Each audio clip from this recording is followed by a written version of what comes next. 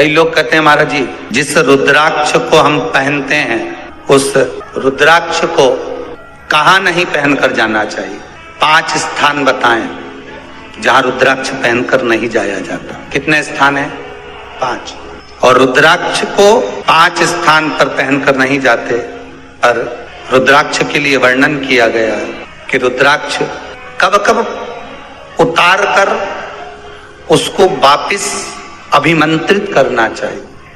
5 जगह पहनकर नहीं जाना चाहिए और रुद्राक्ष को अभिमंत्रित करना मतलब सीधा अमावस्या के दिन, पूर्णिमा के दिन, शिवरात्रि के दिन, श्रावण महीने के सोमवार को, प्रदोष के दिन, ये दिन आपके शरीर में जहां पर भी रुद्राक्ष है, आपके गले में अगर आप रुद्राक्ष पहने हो, आपके हस्त कमल में आप रुद्राक्ष पहने हो, आपने अपने पास में कहीं रुद्राक्ष रख रखा है, तो उस रुद्राक्ष को अमावस्या, पूर्णिमा, शिवरात्रि या श्रावण का सोमवार या प्रदोष आदि, इस दिन उस रुद्राक्ष को एक बार दूध में धोने के बाद उसमें थोड़ा सा सरसों का तेल अवश्य लगाना चाहिए।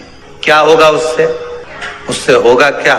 शिव महापुराण की कथा कहती है, महाराज रुद्राक्ष को दूध में धोने के बाद, स्नान कराने के बाद जल से स्नान कराया, थोड़ा सा सरसों का तेल लगा दिया। महाराज क्या मिलता है उससे? तो कहा उस रुद्राक्ष में बल प्राप्त होता है। कौन सा बल? जो शरीर के अंदर बीमारियां बढ़ती हैं, उस बीमारी को वो रुद्राक्ष धीरे धीरे समाप्त करना प्रारंभ कर देता है। पर एक और चीज याद रखना, जिस रुद्राक्ष के पानी को आप बीमारी के समय पर गलाकर पीते हो, उसमें सरसों का तेल नहीं लगाना, उसमें सरसों का तेल नहीं लगाना। उसको तो आप केवल स्नान कराओ दूध से, जल से, और फिर उसको गला दीजिए, उसका पानी आप पीना चालू कर दीजिए। जिसको बड़ी बीमारी होती है उसके लिए कल कथा में वर्णन किया रुद्राक्ष के जल। फिर रुद्राक्ष का जल पिया जाता है शरीर के अंदर से रोग को, बीमारी को हटाने के, रोग बीमारी को समाप्त कर। तब 5 स्थान बता दिए, 5 जगह बता दी, 5 स्थान निश्चित कर दिए जहां पर रुद्राक्ष को पहनकर नहीं जाना। पहला, किसी की मृत्यु वाली जगह पर। दूसरा, जहां पर बच्चे का जन्म हुआ, मृत्यु आदि जगह पर सूतक लगती है, जहां बच्चे का जन्म लगता है वहां सावड़ लगती है। मतलब जीव जाने के बाद दुख का सूतक होता है, और बच्चा जब जन्म लेता है तो सुख की सावड़ रहती है। सुख की 2 स्थान। तृतीय स्थान, तीसरा स्थान दिया जहां पर वैश्यावृत्ति होती हो या महाराज मदिरा का पान होता हो, उस स्थान पर रुद्राक्ष को नहीं ले जाया जाता। चौथा स्थान रुद्राक्ष के लिए कहा गया, जिस स्थान पर आपको ज्ञात नहीं है और आपको लगता है कि ये स्थान अज्ञात है, यहाँ पर कई जगह पर कुछ जीवों की हत्या हुई है या किसी जीव को नष्ट किया गया है, उस स्थान पर रुद्राक्ष को नहीं ले जाना चाहिए। 5वां, महाराज आपके रुद्राक्ष का जहां अपमान हो रहा है, अपमान से समझ में आ रही है ना आपको बात? एक आय को ढोंग प्रपंच में पढ़ा है, कौन ने कहा इतने रुद्राक्ष धारण कर ले? कौन ने कहा है? क्यों ढोंग प्रपंच में पढ़ा है?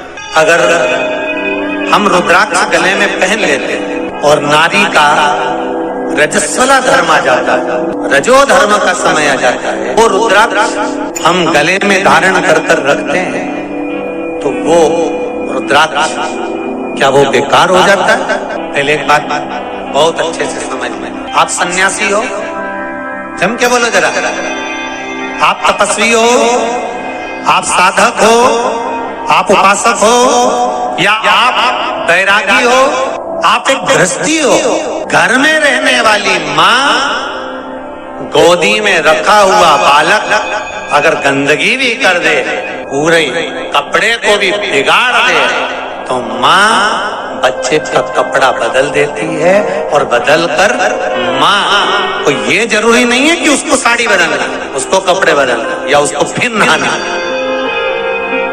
बच्चा जब गोदी में होता है तो माँ की गोद में कितनी बार भी गंदगी कर दे, फिर माँ अपने कपड़े बार बार नहीं बदलती, उसी कपड़े से काम करती रहती है, उसी कपड़े से सेवा करती रहती है, उसी कपड़े से भगवान का पूजन भी करेगी तो भगवान स्वीकार करेगा। क्योंकि मातृत्व के लिए, माँ के लिए, नारी के लिए छोड़ दिया गया है कि तुम पर हाँ, आप अगर पूजन करने बैठ रही हो तो आपको ये 7 दिन पूजन नहीं करना। पर रुद्राक्ष अगर आप पहन रहे हो, रुद्राक्ष अगर आप धारण कर रहे हो और अपने जीवन की सार्थकता के लिए स्वीकार कर रहे हो, जैसे तुलसी की माला और रुद्राक्ष की माला गले में पड़ी रहती है, तो ये कंपनी का ट्रेडमार्क होता है कि तुम कौन सी ब्रांड के हो।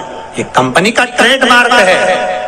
तुलसी की माला पहनकर प्राण छूट गए तो वैकुंठ चले गए, और रुद्राक्ष की माला पहनकर प्राण छूट गए तो कैलाश धाम चले गए। ये कंपनी का ट्रेडमार्क। छोटे रुद्राक्ष की माला, छोटा जो रुद्राक्ष होता है उसकी माला, कैंसर का जो मरीज होता है, अगर वो फर्स्ट स्टेज का कैंसर भी है, छोटे रुद्राक्ष अगर अच्छे हैं, 3 मुखी से लेकर 5 मुखी, 7 मुखी, 9 मुखी, 11 मुखी छोटा रुद्राक्ष मिल जाए, उसकी माला अगर पानी में डाल दी जाए और उस पानी को वो मन का ही डाल दो, उसी का पानी थोड़ा थोड़ा कैंसर के मरीज को सुबह दोपहर शाम श्री शिवाय नमस्तुभ्यम का जाप कर कर, पंचाक्षर ओम नमः शिवाय का जाप कर कर, शंकर शिव का नाम लेकर, महाकाल बाबा का नाम लेकर, विश्वेश्वर विश्वनाथ का नाम लेकर, केदारेश्वर का नाम लेकर, 12 ज्योतिर्लिंग का स्मरण कर कर अगर वो आचमन करना प्रारंभ कर दे तो कैंसर रोग में भी आराम मिलना प्रारंभ। केवल आचमन ही नहीं करना है,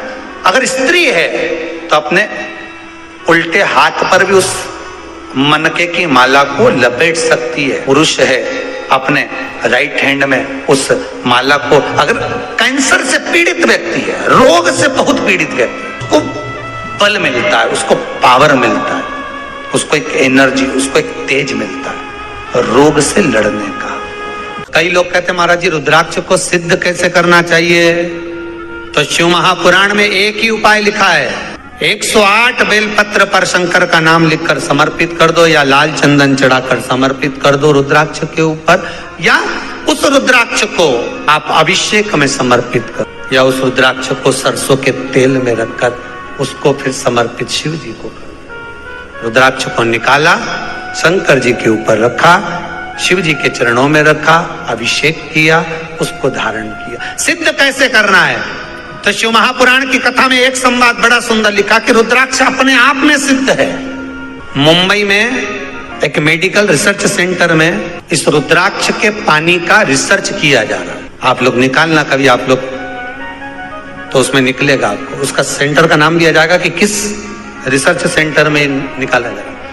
तो दोस्तों, वीडियो आपको अच्छी लगी हो तो वीडियो को लाइक करें, चैनल को सब्सक्राइब करें, हमारी वीडियो को शेयर करना बिल्कुल भी ना भूलें। मैं आपसे मिलती हूँ अगले वीडियो में।